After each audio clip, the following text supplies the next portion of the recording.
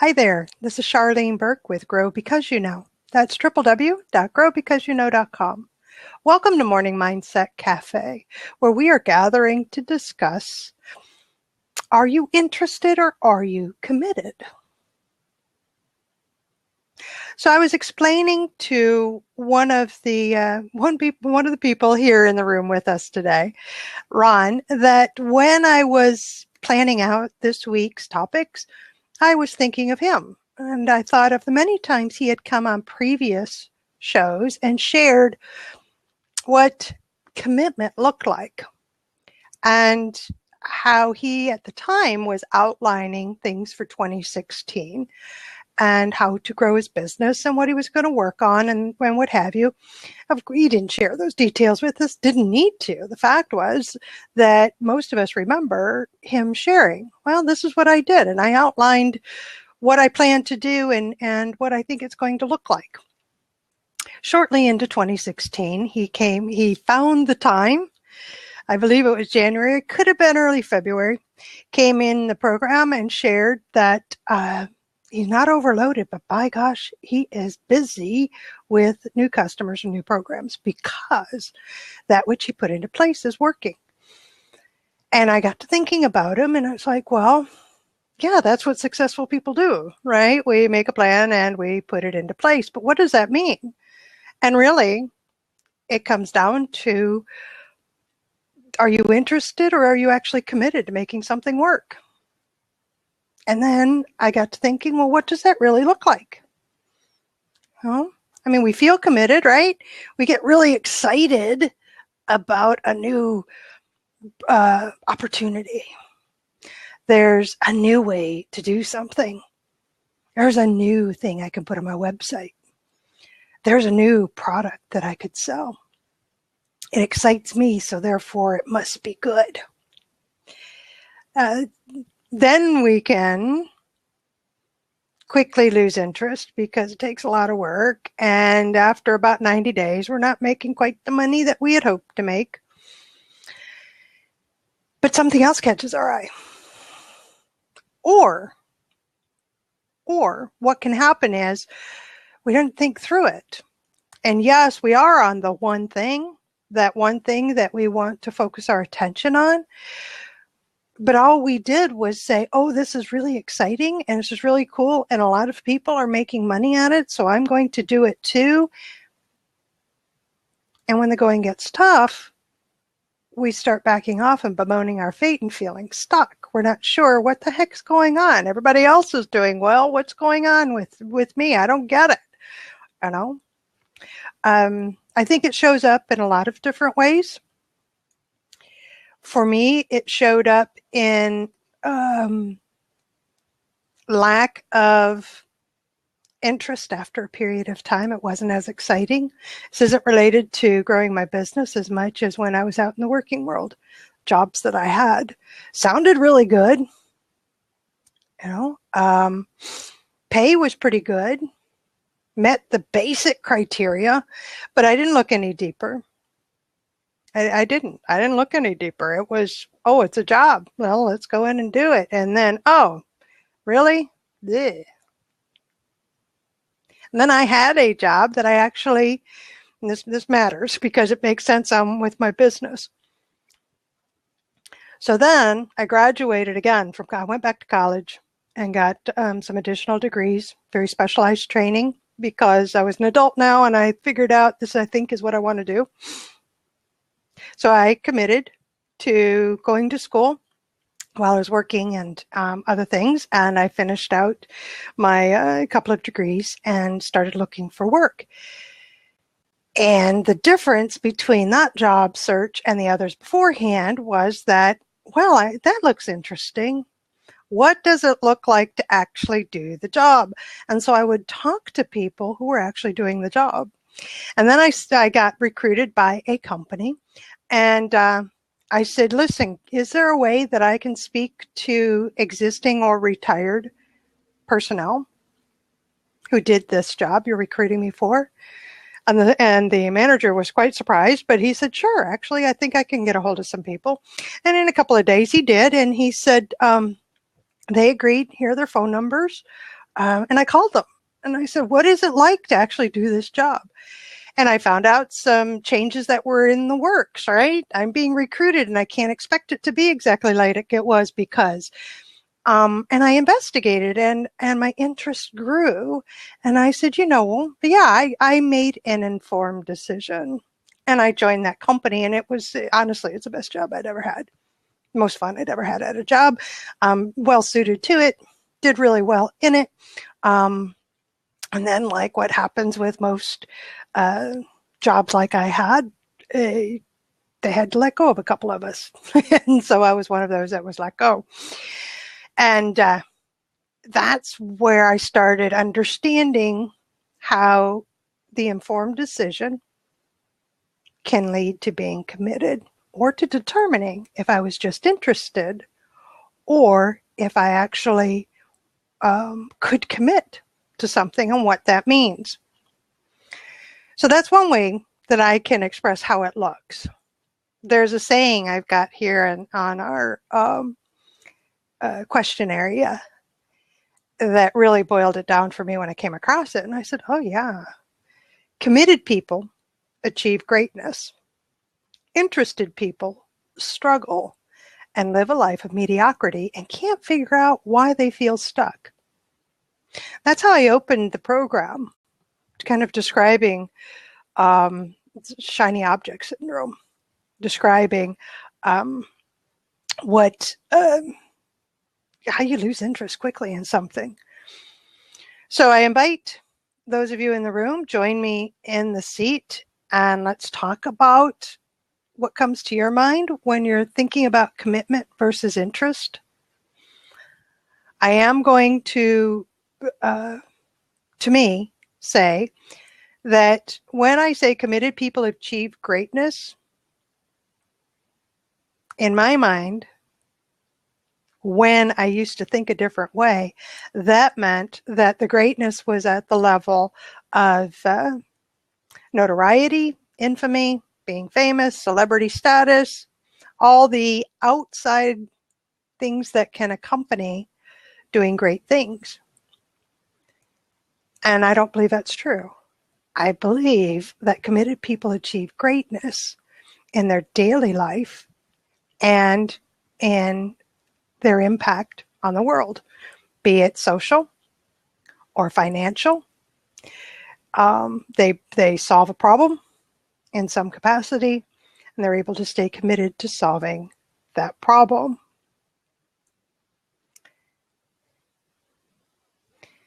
And we will welcome Matt into the room. Ta-da! Hi, Matt. Good morning. Good to meet you. How are you? Great, how are you? So Doing well so far. I have a quote I saw recently. Yeah? It has to do with this. I'm going to see if I can find it. It might take me 30 seconds here. Okay. Quote by, I'm going to butcher his last name. Well, first name's it looks like it's Antoine and then Day. Antoine. Antoine and then Saint and then it's Exupry. So it's probably French, right? I don't know. Okay. Okay. So the quote, anyway, the quote is, if you want to build a ship, you don't drum up the men together to gather wood, divide the work, and give orders. Instead, teach them to yearn for the vast and endless sea. So when you said that, are you interested or are you committed? A lot of times when we're just interested, again, we're sort of an in-betweener. We're not really doing the work necessary. We're just like, this is why I think curiosity is really powerful, because if you can get somebody to work toward a vision instead of just doing the task for the sake of the task, then they're more likely to become more disciplined and drive forward to that they're committed to, instead of just merely, oh, I got the money now, I'm done, I don't need to work any harder. It's just all about the money. Right. Now that applies to you too, though, doesn't it? Not just the money, but the outcome. What's the difference in you just being interested or being committed? Are you able to identify when it turns from commitment to interest? Oh, yeah. when I, not I, even when you just lose interest, yeah, but I think at it's what level are well, you committed to doing my problem is doing too many things. Maybe I'm interested in way too many things and not committed to a couple things. But it's natural for me to be curious about a lot of stuff. it? But I do recognize that because I'll pick it up and work on it, and then I'll be like, oh yeah, what happened to that one thing that I was doing that I completely forgot? That's classic. Yes. It Yes. happens to me too. Oh, it happens to all of Yeah. us, and there's many things I'm interested in. I don't think we should take it as we shouldn't have interests, and that we shouldn't that we should feel like everything we do has that a full level of commitment to Yeah. it. I don't think that's the point. I think the point is that we recognize that if we want more, Mhm. we need to identify what the more looks like, and then committing ourselves to doing what's necessary to get the more. Do the work. Yeah. Yeah, do the work. But it's little things. Okay. So I'm in the middle of writing a blog post because this kind of interested me. So what does it look like? All right. Mm-hmm. And, here's something. If you're interested, your fears and resistance rules your life. Your story about what's possible, that fixed mindset, the one that says it's limited. I can only do this because. Or I have you're constantly saying, but if only. Well, that's an immediate gauge in. Oh well, you're just interested. You'll learn about it and then move on because you're not seeing anything beyond the why can't. Yeah. You can bemoan your mediocrity. You can bemoan your average life, or even worse, you're going downhill. And then the difference is, so if you're interested, your fears and resistance rules your life. If you're committed, you actively put yourself in a structured framework. Mm-hmm.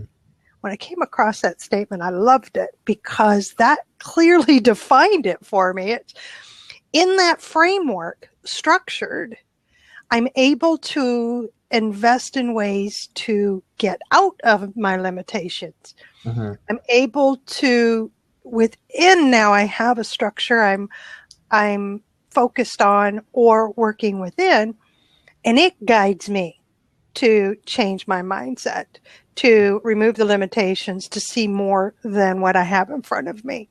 And I can view that structure not as a cage, but as the foundation to grow from. And I can commit to that growth. Yeah. Because it's within now a framework or a structure that, oh, okay, boundaries are there, but only in the terms of focus. This is the thing I'm going to commit to. Like a springboard. Like it's a that's really interesting because I've been thinking about education recently, and I'm taking Springboard, by the way. How in education a lot of times we see, like, our educational system right now is very about expectations. You have to fulfill a specific expectation. Yeah, it's very task oriented. Talk about organic, like an agrarian approach to education, where you set an environment where a talent can flourish, and you use that as the springboard for work to come through. So that's setting a context versus like living a context, like you said, a framework, instead of setting an expectation and making people conform to it. And that does feel like a cage. Like when you're in school and you have to conform to an expectation, it feels like a cage. Yeah, because it's somebody else's. Exactly. That's all it is. It's because it's somebody else's. And I don't know that it's their, meaning the teacher or the professor, I don't know if it's their responsibility to change the framework. I really don't. I don't believe it is when I say it out loud. That's something that we, as individuals who come across people who are in school, can help with changing the framework. Give them, because, if you're teaching 1 to 40, what framework's going to work for everybody? It's not.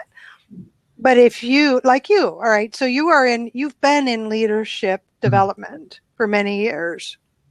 I know a fella in town who is going to be taking an adult leadership program, bringing it down to kids to take it into elementary and then into high schools.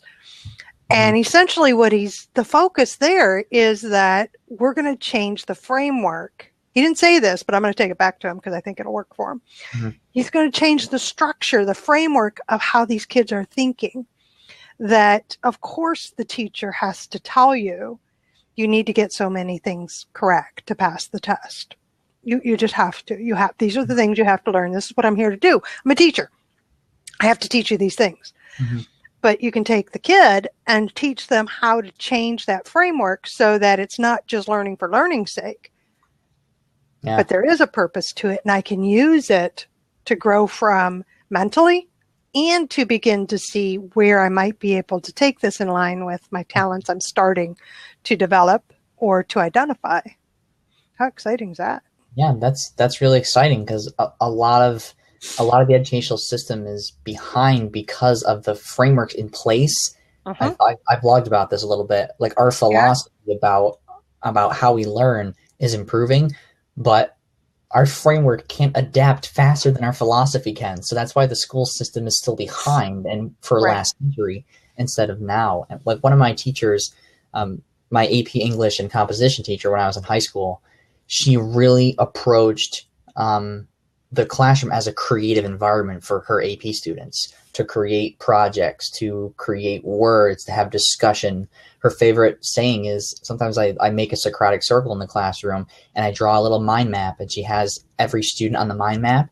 And then she says, okay, discuss. And she draws lines and topics from kid to kid as they're discussing to see where the discussion goes. And I'm just like, that's amazing because I love that because now you can see your relationship to other people, how you fit in the world, that you do fit in the world. She guides the discussion. She has tests. She has quizzes. Sometimes she gives assignments where she doesn't give a grade for them. She holds the students accountable to just get the work done and come to class and talk about it. She uses the internet. One of the best teachers I had was in public school. I'm sorry, Mom, but I mean, the best schooling I got overall was in private school. But the best teacher I had happened to be in public school, and I had her twice because of the way the structure was. No grade. She was much like that. She taught via experiential and very differently. Very differently. It's the language of kids too. She has an entire website with all the links and discussion boards and art. And she's just, it's like the most creative classroom I've ever been in because she really challenges students. And she uses donorchoose.org to raise money for classroom projects. Like there's this program called the 20% Project that she's implementing to keep the students committed to like what their passion is about. And she gives them a specific time period to work toward that. And she's using Donors Choose to raise money for supplies for those student projects. And she's into Reddit, and it's really cool. That is one committed teacher. Yeah. And she is not committed because it's her job. She is not committed because she enjoys what she knows so she can teach it. She is committed to the knowledge, sharing the knowledge to those who, and making sure that they understand it so they can use it. And that's how it's expressed. Interest is, well, I read, I'm 2 chapters ahead of everybody. Right? And from the book, we are going to go over the next 10 physics lessons and we'll have a quiz and that's it. You know, and of course there's the expression of commitment is in varying levels, but what you just described is that somebody who is committed to what she is doing. She has an ultimate purpose that is clearly defined for her. Yeah, and it's obvious to see, right? So I look at that as commitment. Committed people achieve greatness, and she is doing that. Yeah. Fabulous. Let's get That's Ron awesome. in here and see what Ron has to say about this. All right, I'm gonna hop out here. All right, dear. Thanks for coming in. It's good to see you. Good morning. Hey, Matt. How are you? Good. I heard you say about the teacher, or that you're 2 chapters ahead. I think I was always told that's the mark of a good teacher: find the brightest students and stay 2 chapters ahead of them, and you're in good shape. So that way you're ahead of the whole class. But I saw your comment on the side about mediocrity. They lead a life of mediocrity. I'm not promoting the circadians here, but one of our one of the things. Yes, you are, and it's okay because it's a good group. One of the things we say is don't accept mediocrity as a benchmark, and it's one of the things that, you know, when you kind of look at that and you kind of do that, it's like, okay, this isn't as good as I can do. I'm going to do better, and keep striving for that, and you know, you won't get stuck. You'll move ahead. But I do agree. I was one of those people years ago where I was, you know, I just watched what was going on and wonder, why are these people getting ahead, and why I'm as smart as they are, but they're getting ahead and I'm getting nowhere. And it's like, well, what are you doing? You know, and it turned out to be I wasn't doing anything. Yeah. Yeah, that makes a big difference, doesn't it? Even if it's something small, at least you get something done. And thank you, Ron. Yes. Yeah. All right. So here is another way it looks. All right. Is if you're interested, just interested now. And now imagine yourself looking at a potential business, looking at a potential project, looking at a new hobby, whatever. All right. So if you're just interested, you're going to lack the resourcefulness that you need and always struggle with money and support. On some level, you think you have to do it alone. That lone wolf syndrome. When you're committed, your vision and power is so strong that you magnetize all the resources you need to achieve great success. I agree wholeheartedly. Now that it's happening to me, I can agree. when you actually, I should say, let me rephrase that. Now that it's happening to me again, I can agree. I say that because I went through that couple of years of survival mode that really is more like the interested viewpoint, which is knuckle down, limited mindset, and all of that. Go ahead. Yes, I agree. I've had several businesses in my life, and and if you're committed to them and you work at it, you will get ahead. And it seems like when you do that, it seems like the resources come to you. The other thing is, you have there when you feel you're working alone. Too many people think that, well, I got to do this. I can do it better than other people. But it gets to a point where you have to realize there's people out there who achieved what you want to achieve. And those are the people, if you can tap into them and learn from them, you're going to be a lot better off and grow a lot faster. You got to have those mentors out there. And the one thing I found out, I was always afraid to talk to people who you consider them wealthy and businessmen who are successful. But those are the people who are more willing to help you than anybody, because they learned it and they want to pass it on. And so if you show an interest and you, but here's the thing, you have to do what they tell you or they're going to put you on the side burner. Well, there it is.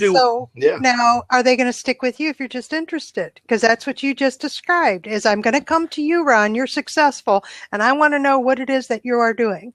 And you tell me, and we both get excited because I'm excited about it, and I start, and then I lose interest. It's like, boy, this is awful hard. I don't really want to do that. Is there a shortcut? No, there's no shortcut. Yeah, no. and you, the successful person, are going to get very annoyed. I would think. Actually, I know that to be true. I don't like working with people who are just interested. I always look at the people who are successful, and everybody says, "Oh, they're overnight success." Yeah, but it took them 30 years to be that overnight success. Yeah. That's pretty much every successful person. It looks like overnight because we're just now hearing about them. Really. Yeah. Well, the other thing is what often happened to me is up until a year or so ago was, Charlene, I want to pick your brain. And why? Because you're doing things that I want to do. Things are, I want to know how you do them. And just what you just described. And I would spend time with them because I was interested in helping them. And we'd have a cup of coffee. We'd go to the coffee shop and we'd relax for an hour or so. And we'd outline, a basic plan of action of what I did and what I recommend that they do to move forward with their plan. And then nothing happens. And I'd follow up with them. Oh, well, I found this over here, or I went and talked with somebody over there and they said that, this wasn't going to work. I'm sorry, it's working for me. Okay. Yeah. Right. So more. So I finally put a stop to it. And if somebody asks me if they want to pick my brain, I say, yeah, it'll cost this much. Yes. Honestly, and what it does is it says, are you committed? Yes, that's perfect because time is money. And some people don't realize when you're doing something or asking people like they came to you, they don't realize you're taking time out of your productivity. That's it. They don't care. No, when it's for free. Yep. But if they have to pay for it and they do pay for it, then okay, now these people are serious. Well, that's it. From my side, I do give freely. This doesn't happen to everybody. I just had a conversation the other day with a fella that I was willing to spend a little time with, and actually I've done that a couple of times lately, just because I know where they are, and I also know that I can help them jump over and get one more piece and get them moving because they're already moving and they're already doing things. They're committed to what they're doing. It's not at the beginning, if you will. Those at the beginning, I got to tell you, I get so many non-appointments when I tell them the minute you come at me with, because it costs too much. Just as you said, it costs my time, but it's not even that. What it costs me is my energy and my disappointment. You just used me. Go away. That's how I look at it. When people come and they say, "Does it cost?" or "How much does it cost to do this?" or what, it's like, okay, now you're coming up with a reason why you don't want to do it. Yeah. And I can remember one time I was traveling. And we pulled into this rest area, and it was a nice big motorhome. Mm-hmm. And it was that at one time that was one of my goals and my dream is to travel in an RV. And this was back in the 70s. Mm-hmm. And that's what you'd have been called. Never materialized, and that was because I took it off my list because I saw how much it cost. Yeah. And I didn't want to commit, and it wouldn't have got used enough. But that's another story. But I walked up to the motorhome, and most people would not have the guts to do this. I tapped on the driver's side window because he was there, and he opened it up, and he said, "Can I help you?" I said, "Yes." I said, "I would like to know why you chose this motorhome, and where did you start when you started RVing? Did you start in a small one and work your way up, or did you just go?" And we had a little conversation, and he invited us in to his motorhome.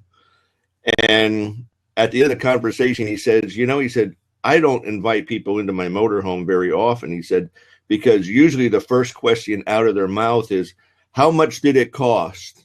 Yeah. And, he said, "You came at it because you were interested in," he said, "I could tell you had an interest in it." He said, "And the cost never came out of your mouth." And he said, "That's why I invited you in, because you didn't want to find out how much this thing cost." He said, "Because you probably already know how much it cost." He said, "But your interest was in, where did I start? Why did I pick this one? Did I read, the research that was involved?" And that's what you got to do when you're trying to build a business or whatever. You can't look at the cost. I just got done sending stuff to our accountant for the taxes, and I looked over my expenses and stuff that I bought in 2015, and it's like, holy smoke, did I spend that much money? Mhm. I didn't realize it, but I did what I had to do to get done what I wanted to get done. And I didn't look at the cost. I just said, I need this. And I got it. I'm there. I'm there. And it ties right into another example I'm putting up, which is, if you're interested, you're going to focus on just staying comfortable and safe. You might see a goal, or you might even write down what the perfect life looks like, or what you would want to have your business look like, but you're not willing to risk anything to get there. But as you just described, by being committed, you do take risks. Sometimes they look big. You looked at the number in your expenses, but they were calculated. They were on purpose. There was a reason why. I did the same thing. I'm about ready to pull my stuff. I'm in the middle of pulling my stuff together. And I lived outside my comfort zone all last year, and yet every risk I've taken, I've been as calculating as I could be. This really does match what I need to have done. It needs to be done. Mm-hmm.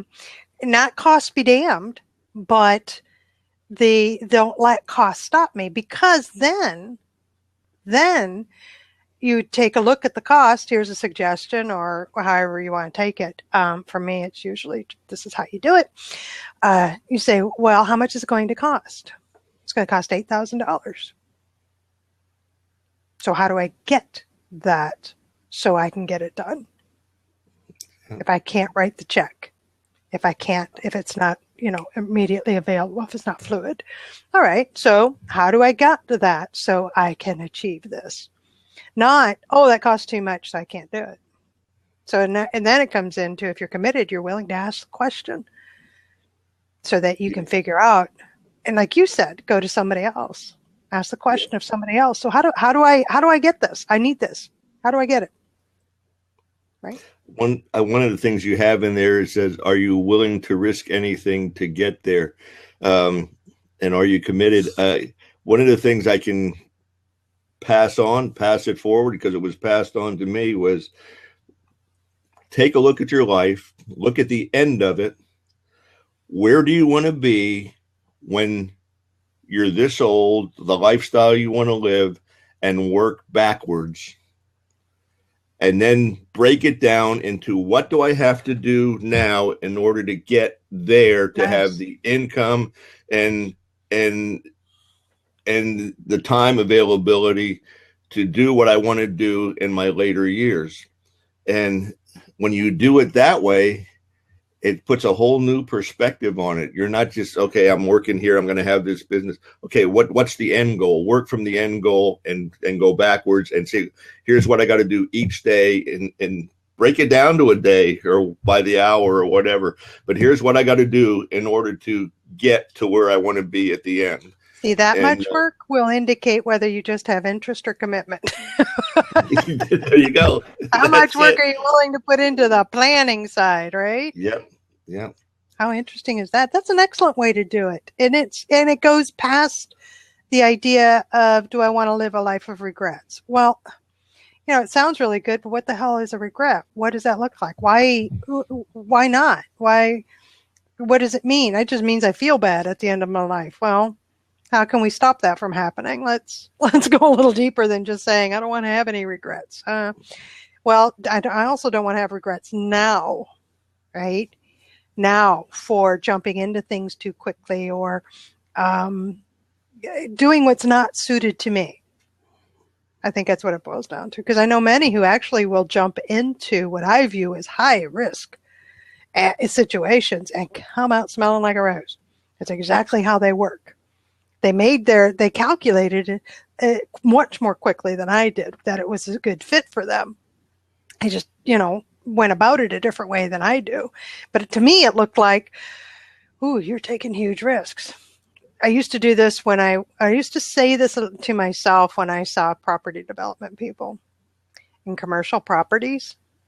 I know somebody who owns a very small business like I do, and yet she and her husband own a lot of commercial properties around the country. We're talking investing a couple of $100,000 initially to get started every time. So it used to be I would look at that and say, you are taking some big risks and you're doing it quickly. I mean, within 30 days, know that this is the property, put the bid in, boom, boom, boom, boom, boom, right? Today, I know that they have the criteria preset. So they're not looking at any and all commercial properties. They're looking at specific types with specific demographics, location, and basically I know that they have this list and it's a checklist. Now the property meets all this, then what's the cash outlay and what's the return and how quickly can we expect it? And they're doing quite well. And again, it's from the outside. When you don't know the details, it looks a particular way. Learn how to ask the questions. Well, how'd you get there? And then listen to the answer. It's funny you mention it. I had a friend, and I say had because he passed away at 50 years old of cancer. But I knew him before he was a millionaire. Mm-hmm. He started in high school buying and selling go-karts, then cars. Then he bought his first property when he was in high school, and he kept flipping houses, and he wound up buying raw land, developing it, holding the mortgage on the houses that he built. He just progressed, and he was one that people looked at and said, oh, he could fall in an outhouse and come up smelling like a rose, but his whole goal was, he worked at a car dealership selling cars while he did this after hours. But he worked continuously because his goal was to be a millionaire by the time he was 40. And he did it. And he said, Ron, not just, he said, I want $1 million, not assets. He said, I want $1 million. Liquid. And he did it. And one day I was talking to him, and I said to him, I said, Bill, I said, I know your goal was to be a millionaire by 40. I said, I'm sure you accomplished it. He said, Ron, he said, I'm going to tell you this. He said, and you're probably the only one I'm going to tell. He said, because you and I are good friends. He said, I accomplished that many times over. And he said, after the first million, the rest of it came so easy, you wouldn't believe it. But he said, it was all that previous work that I had done that laid the groundwork, that when I got there, I had the system. And he said, my kids are set. They both wound up in the business and took over his business.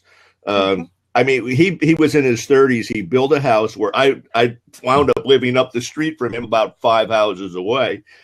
And the interesting thing there is he tried to get me to buy property in that development before, when it first became available, and I didn't do it because the price was in front of me.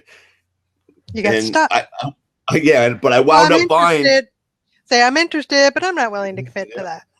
But I wound up buying a piece of property there anyway, But he built a house, and when it was done, it was paid for. And this wasn't a small house. And but that's just the way he was. He never bought a new car. He always bought a used car. He loved boats, being on the water. He would go around and he would buy used boats that people were trying to get rid of. And then he'd use them for a year or two. He'd clean them up. He'd do what needed to be done to them, kept them looking in tip-top shape, turned around and sold it for a profit. He was just motivated. I know people like us. Yeah. Yep. Very focused and committed to the end goal. And this fit into the plan of my getting to that end goal. I love it. Yeah. Had he been just interested? No. It's like the property. I'll squeeze every last bit I've got out of it, but I don't know what to do with it because now I don't have any money, so I can't build anything on it. And there it sits, and now you're losing everything because you didn't follow through and commit to get through the anxiety and the fear of, having committed yourself to this. Just go through to the end. It will come out in the end if you have the end goal in mind and you know what it clearly looks like, as he did. Yeah. Yeah. Pretty cool. I love that story. I know people like that. Yes. Here's another one that I've got on this list that I'm writing a blog post, by the way, if you didn't catch that before. That's okay. That's fine. So I'm kind of sharing some of the things I have in my blog post. Oops. Trying to type and talk at the same time. You all know I'm not really good at that. Sorry. It's called getting stuff done. Exactly. There you go. One thing at a time. All right. So if you're interested, here's another difference. And we'd love to have somebody join us in the conversation here. Join me and Ron. If you're interested, what people think of you will mean more than achieving your dream. And that struck me when I saw it and when I wrote it and I thought about it, because the struggle to get through what other people think of me is very, very difficult. It really is. And it goes back to a lot of internal things that I have. I'm full of issues. So I'm taking care of them, right? That's not for you to take care of. I'm taking care of them. And as I'm doing it and as I'm stepping out and getting the visibility and exposure, it's lessening because I'm getting people who are supporting me. You're one of them, Ron. Here in live stream, particularly the Blab community is fantastic. And you who are part of the Morning Mindset Cafe community, you included, Ron, and those in the audience now, have been a big part of helping me through this. But if you're committed, you go for the gold and see criticism for what it is, other people's fear or insecurity. And I am now to the point and in the place, I've just recently got some criticism about the direction I'm going. And I got quiet for a second because my initial thought was I need to defend this. That was my reaction, right? I'm going to defend myself. I'm going to defend what I'm doing to you, who's questioning what I'm doing as something that's really kind of stupid. And yet I took a step and mental step backward, and I looked at the person, and the first thing I asked myself was, do they have any idea what they're talking about? Do they have any experience in this area or what I'm doing? Or are they coming from a place of complete ignorance that just to them, the outside, it looks like too big of a risk or a really stupid direction because whatever reason. And they didn't have anything to back up. So it was an opinion. All right. And then I took a little bit more and realized that it was truly their own fear. And after I talked with them a little bit, this is something that they've been wanting to do, but would never do. They could never do that. And it was amazing how quickly I was able to put it in perspective and not really care that they thought negatively about me.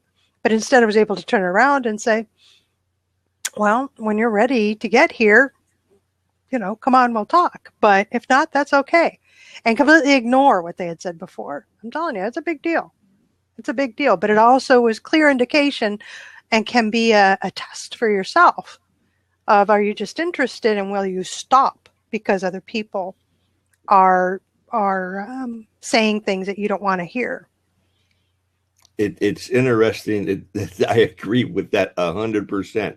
It's interesting how we worry about what people think, and we worry about from the people who aren't where we want to be, and what we should be worried about. And I got out of that real quick and started worrying about, okay, what do my mentors think? If my mentors think that I'm in the right direction, and I don't worry about what the other people think, because I found out people love you and they're your friend until you start getting ahead of them and you start being successful. And that's when the tomatoes fly and you're in their gun sights and they're ready to take you down because they don't want to see you succeed. And it's a shame, but folks, it's true. You might think you have friends out there, but they might not be your friends. They want you at the corner bar drinking beer, taking time away from what you really should be doing. And speaking I'll tell you, changing. Oh no, don't. that. You just get started something good again. Oh, it was such a good discussion. I wish I could stay. Someday I will be able to spend all the time with you. Well, you've spent plenty. I'm grateful for the time you've spent with us. It's been terrific. I appreciate you giving me the chance to sit in and somebody else jump in. I know you folks out there have stuff to say, and there's enough of you out there. Jump in, and it doesn't hurt to be in the seat here. No, it doesn't hurt at all. All right, dear. Bye-bye. Yeah, I was going to say, following Ron's sharing about this, that it really does matter who you surround yourself with. So if I'm hearing more and more from people who are trying to tear me down or are constantly berating what I'm doing or negativity is ensuing, I need to change my circle. And when I changed my circle, I'm now surrounded by people who understand why I'm doing what I'm doing.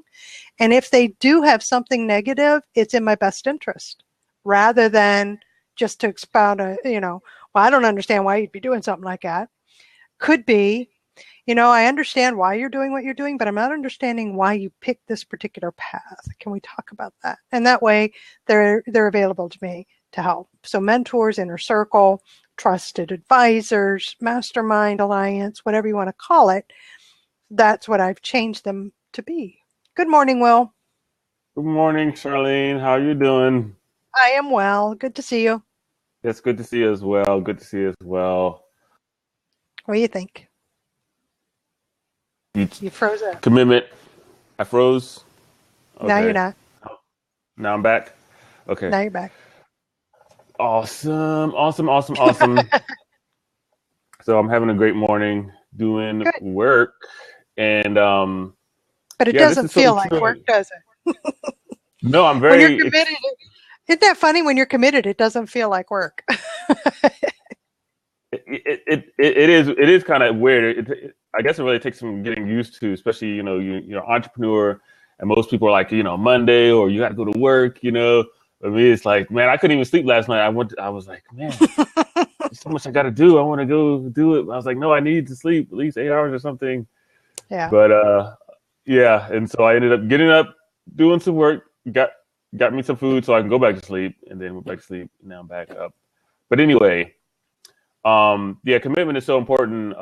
It's interesting while you were talking, I was doing my social media, and there were some really, really great quotes about commitment. I like one. It says, "Okay, life shrinks or expands in proportion to one's courage." So you got to take action behind what you're committed to. But what's courage? Courage is doing something in spite of the fear. See, so if my life is going to constrict, and that framework I talked about earlier is really going to become a cage, if I am afraid to step out and to try something different or to commit to doing something, but the minute I commit, I'm able to find the courage to push to do it in spite of the fear. Right. Definitely, commitment causes courage, because you're like, I'm going to do this. It's like, I may be afraid to do it, but I'm going to do it, so that's just that. I'm looking for the other one. Okay, here it is. This is really great. Let's see if I can blow this up. It says, if you really want to do something, you'll find a way. If you don't, you'll find an excuse. Yes. And that goes to this number 5 statement that's going to be a part of my blog, which is, if you're interested, you give up if things don't go your way or when failed goals occur. What that means is you gave it a try, you gave it everything you have, and then, right? It just goes bloom. And you lose your faith, and that's when you're open to, oh, look, shiny object. That'll work. This didn't, but that'll work. Instead of rising up and over any obstacle, taking a look at, why did it fail? What can I change and make better about what I did? Because sometimes I know the process works.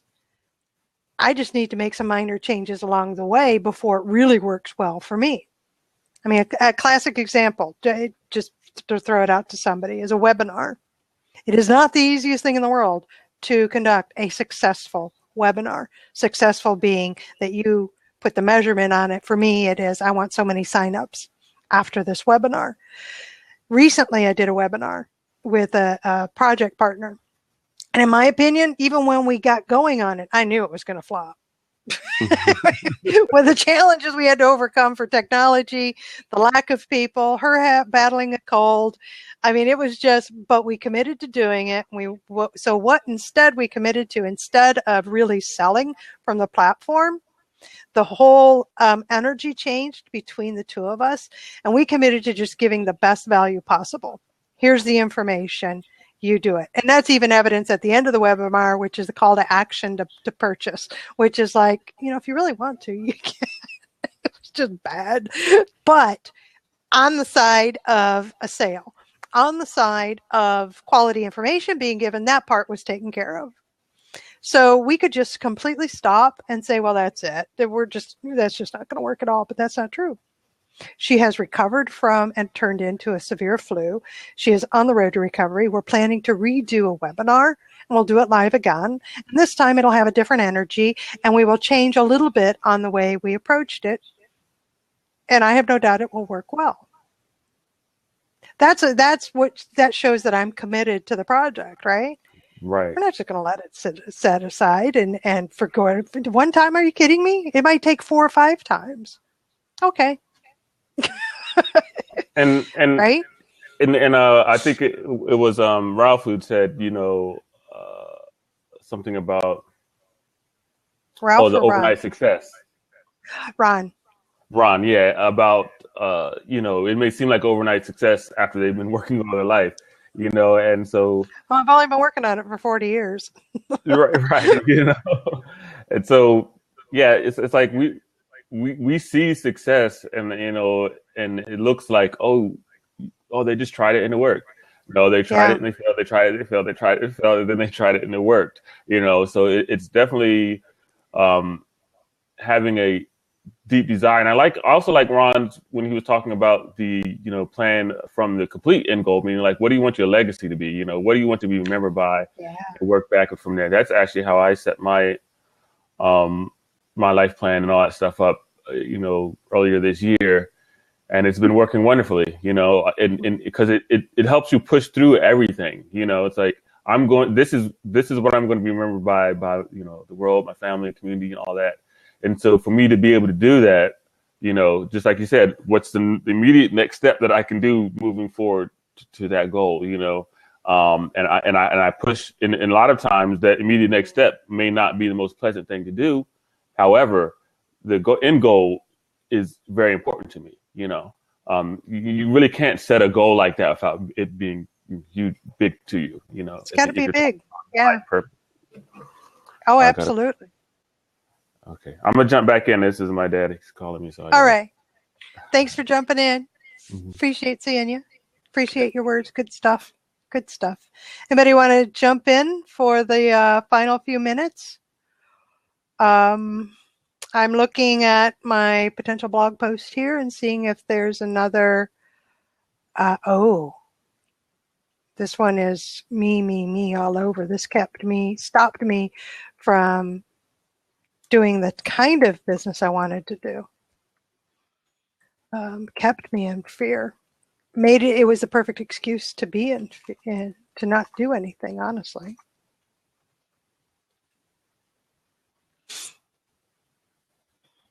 And that is also known as, if you are interested only, perfectionism and fear of failing keep you from making progress.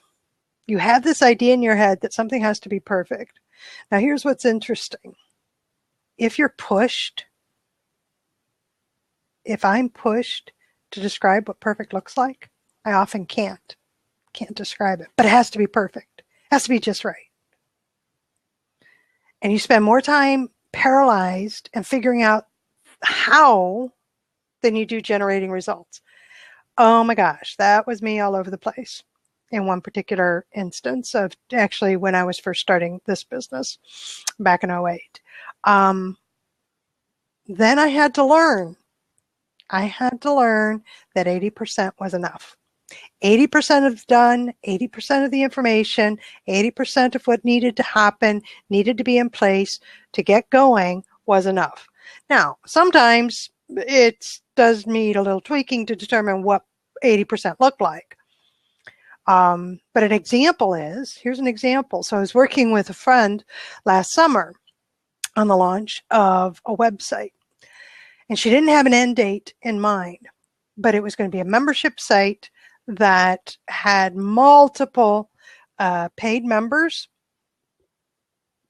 and those members would utilize the site to grow their own audience, and that was basically it. And she had the structure of the site ready, and she was hung up on so many of the details. The autoresponder series for anybody who registered for a meeting, the levels of membership that would be available, I mean, so hung up. And I just looked at her and I said, what the heck?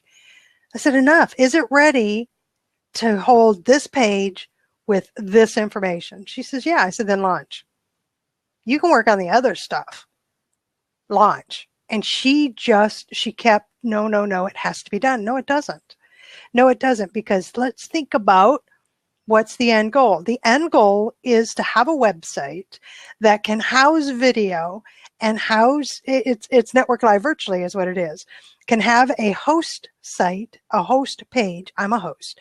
My page has a sign up for you to get registered so that you receive an email to notify you of when the Network Live Virtually meeting that I host is available. So that's plenty. That's all you need right now. That's all. You've got the forward-facing page. You've got the host page. Let's go. You can work on the other stuff as we're doing this. So the first week of September, she launched. And there were 3 of us that were hosts. Her, me, and one other. And by the end of December, she had 8 hosts. And the website built out so that membership could ensue. But then she started looking at what that looked like, and she's still working on that part. But it's a fully functioning, works really well website for what we needed to do. Absolutely. It also has a place that she's going to be holding, she's selling tutorials and classes from it. I'll be selling some of my stuff from it. That part's done. You see, now that she's rolling and in motion and getting momentum, now she can focus her attention on that which really needs to be done. Because once it launched, and this happens with every product, I don't care if it's a website, an info product, or a brick and mortar. Once it launches and it's open and the doors are happening, they're open, the product services are available, people are purchasing, activity is happening, only then can you see if it's viable. Meaning, well, is the structure of the website correct? There were a few tweaks that needed to happen to make some things easier, to clean some things up. Perfect. I can do that now because most of it's already done. I don't have to be building everything as we launch. So we didn't launch too soon. Nor if I had waited and she had waited until it was 100% done, she would still be doing the kind of work that she was doing anyway. So why wait until it's 100%? She had enough. She had the 80%. So she launched and it's working. And it's a great place. I invite you to check it out, networklivevirtually.com. And you'll see that some hosts, we all have presenters coming in on our particular days. And you learn things, you meet great people, all sorts of things. So it's functioning and doing great. She had 80%. She was also committed to doing what was necessary and working towards the end goal. Had she not been committed, we never would have launched Network Live Virtually. Wouldn't have happened. So that's what it looks like. That's what the difference between, interested or committed looks like. So the question to you is, and the question you can ask yourself is, am I interested or am I committed? Am I willing to do the work? Am I willing to put in the investment of time and money and effort and energy? Am I willing to ask other people to help me along the way? Am I willing to ignore the naysayers and do it anyway? If I can't do that, and I only say that because this was my difficulty, am I willing to replace my inner circle so that I'm surrounded by people who are interested in my success? So the next time that you're presented with an opportunity, something that's caught your interest, look it over, ask yourself some of these questions, and decide for yourself. Am I just interested or am I committed? You'll know the difference. You'll feel it. And when you feel that it's a commitment, that's the time to move forward. So thank you, everybody who's joined me in the live stream. Join me in the comment section. Great discussion. I appreciated all the words of wisdom that were shared with us today. Thank you for those who have stuck with us this long in the recording, in the replay. Glad that you've stuck with me this long. This is Charlene Burke with Grow Because You Know. That's www.growbecauseyouKnow.com. Let's move forward with the day on purpose, with purpose, to grow our hearts, grow our minds, and grow our businesses. Until next time, have a great day.